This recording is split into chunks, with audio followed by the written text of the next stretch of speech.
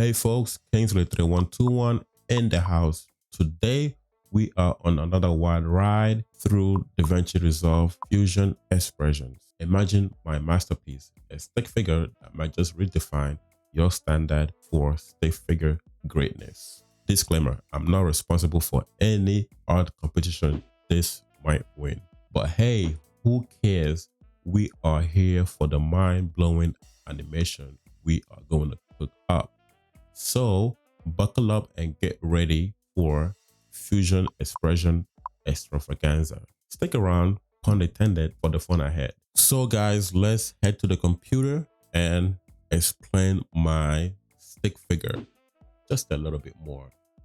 Well, we are actually explaining the animation of our stick figure. This time around, I'm not going to build it from scratch just because that's going to take a bit longer to explain. And I've already given you guys pretty long videos. They are like 24 minutes and stuff. So doing this is going to be too long. All right. As you can see, I have different nodes already in the screen and I have my stick figure posing. All right. Whatever pose is that, I don't know. But it's something. All right. Anyway, so I'm just going to explain why I set it up this way and the structures and how I came up with these. Before I do that, I've already done 3-part videos explaining expressions. Okay, so this is part 4, and you should just remember that part 1 we talked about the basics of expressions.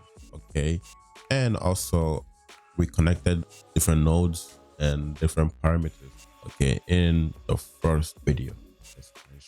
So in the second video, we did formulas. Okay, so we did a lot of formulas, second video. And the third one, right, we combined both the first video and the second video. We combined the lessons together in the third video. So if you recall, with the last example on the third video, I used the if function. Okay, but I didn't go in details on how to use the if function. It was just the last example that I used on that video. Okay, so now we are going to use the if function a lot. As a matter of fact, I think I use the if function for all the expressions that I did here. Okay, so that lets you know that the if function is very, very important, especially if you want to give your expressions condition. The if function becomes one of the most useful formulas.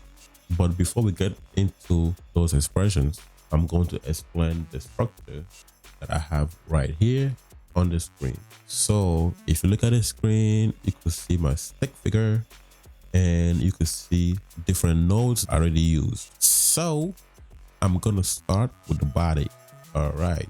So the body. Okay, so let me start with the background. So I connected the background to the merge. All right. And I took the alpha down. Then I connected another background. Then I used the polygon node to draw the body. So this is the body here.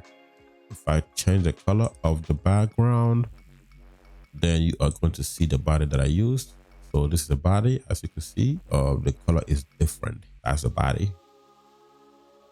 Okay, I didn't do too much, but just draw the body. Okay, with the polygon node. Okay, so that's the body. Let me change it back to black so that it matches the color. Now the next one is the right hand. So I'm going to explain it first from the top, which is the forearm. Okay, so as you can see, the forearm is different from the bicep. Well, I did that because I want freedom of movement. Okay, you're gonna have more movement if you have different nodes as the forearm and the bicep, because you want it to be able to do this. All right. If you want that to happen, you want this to be a different node. Okay. So that's why I did that. So the forearm, I'm going to add a transform node simply because I want to move the pivot. All right. So I want the pivot to be here. That's the only reason why I put the transform. I put a transform node so that I could use a pivot. The bicep, all right, I didn't put the transform node here, rather I put a transform node here. The reason why is because you want the transform node to control both the bicep and the forearm. Okay, so when I put the transform node here, the pivot is moved to the shoulder area. So that way, when you move the shoulder, it controls both the bicep and the forearm, which makes sense, right? Because you don't want this to move separately from this part. All right. So, boom, that's why. All right. So, again, what are we gonna do if we want to make one node the controller and the other one the information giver? Okay, so the controller is going to get the information from the node that is controlling, right? So you go to the node that is controlling, which is the transform 3. So what that means, you're gonna write the expressions on transform 3. If you look at the screen, this is what I wrote here. If transform 4 dot angle is less than 63 and transform 4 that angle is more than 0. So what that means is if it's from 0 to 63, that's the condition. All right, so what's going to happen if the angle is from 0 to 63? So we're going to write the true statement of what's going to happen, which is transform 4 angle multiplied by 1.5. Now that becomes the true angle if those conditions are met. If the angles of transform 4 is 1, multiply 1 by 1.5, that becomes the angle of transform 3. All right, so that's true. So now if it's 4, what is it? So within the first statement, I also wrote another if expressions. So you could actually have multiple ifs with one expression.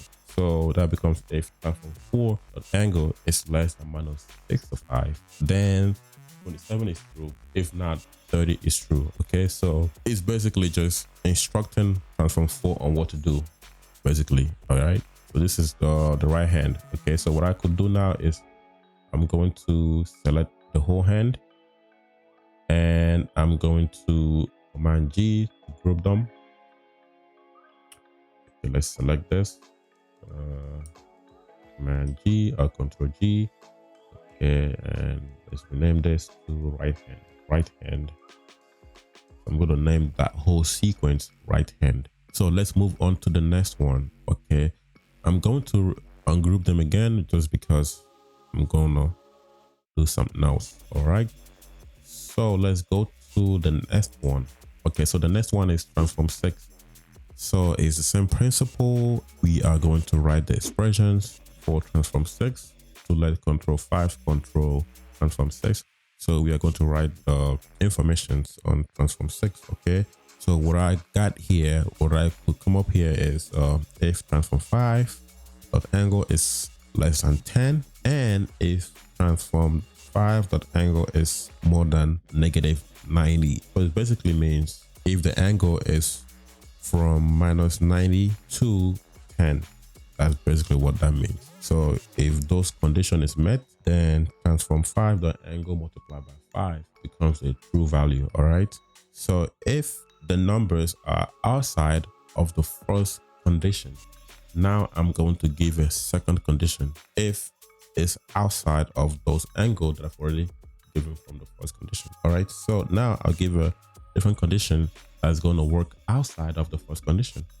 That's for the fourth statement. All right, so that becomes if transform 5 dot angle is less than minus 90, then the true value should be 104, if not 30. That condition is outside of the first condition I gave. So if both conditions are false, then 30 becomes the angle if both conditions are not met. Okay, so that's what that means. All right, so transform 5 now controls transform 6. Okay, so forth and so on. All right, so if I go to transform 7, it's basically the same thing but with the legs. Okay, so with the legs, this is let me show you this is a leg here and this is a thighs. Okay, so they're two different nodes, leg, thigh. Okay, so transform 7, the pivot is here, which is why I added transform 7 so that I could add the pivot. So that's the pivot for the leg. Okay, so now for the leg. All right, now for the thighs, which is going to control the entire leg. So I put the transform here just so it controls the entire leg. If I put it here, it's not going to control the entire leg. It's only going to control the thighs. Okay. So even if you link them up, they're going to work separately. All right. So it's not going to make sense. So, but when you put it here, now it controls everything here, which is why I actually arrange it this way. That's why the arrangement becomes important depending on what you want to do. All right. So that's why you have to arrange it in a particular way. Your arrangements also affect your animation. All right. So now I wrote the information on transform 7, letting transform 2 control it.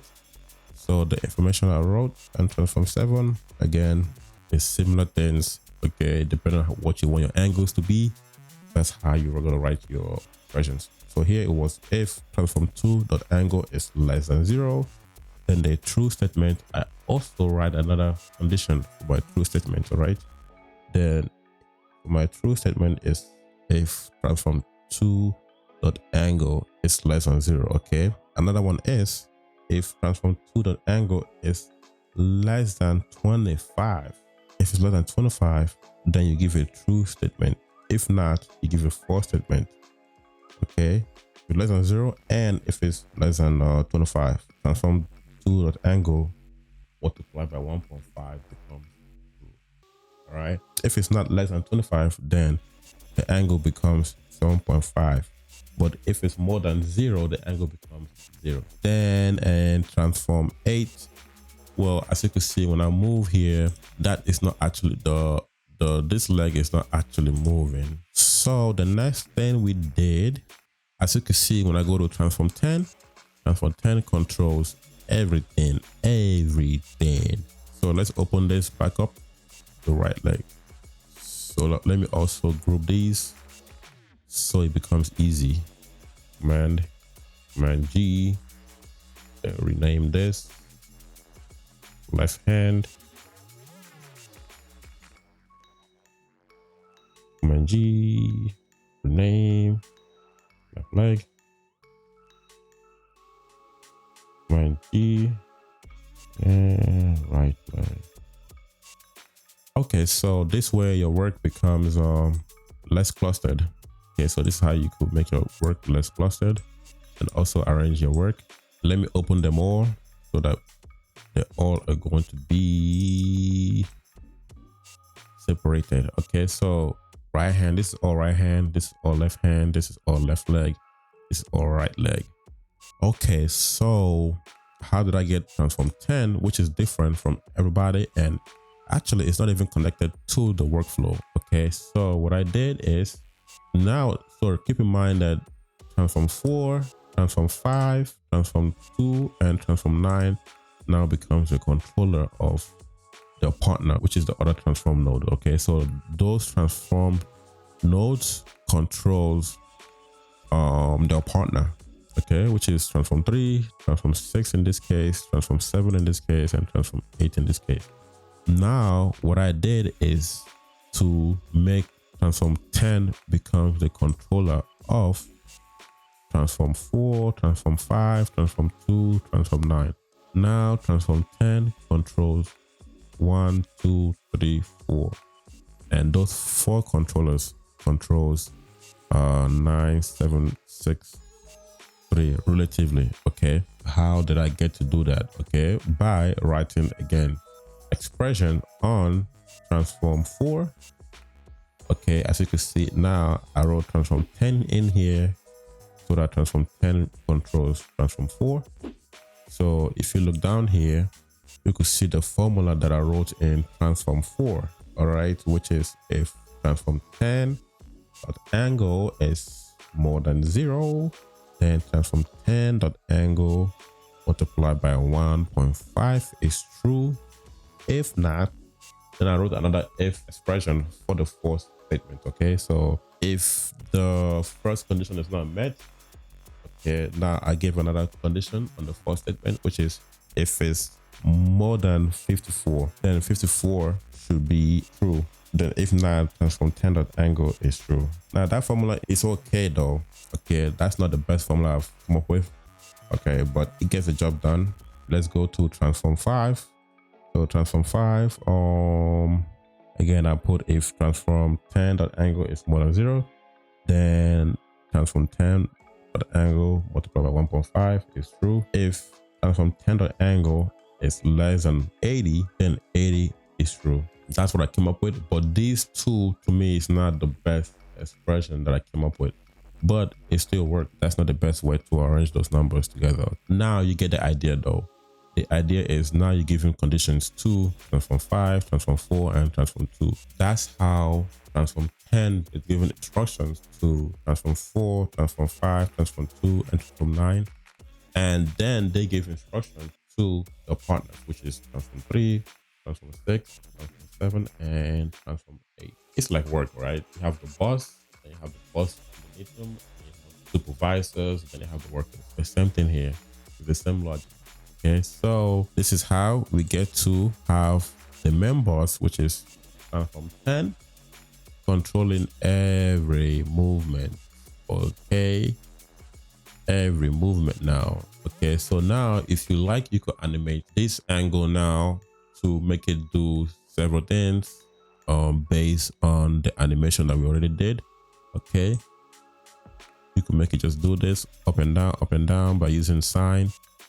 It's gonna look like it's dancing. Okay, so guys, yes, well, this is how you could come up with animations that look cool by just using expressions and bringing your animation to life. Okay, so if you like this video, make sure to hit that like button. If you gain something from this video, make sure to share. And if you want to know when my next video comes out, hit the notification bell. Okay, guys, see you guys on the next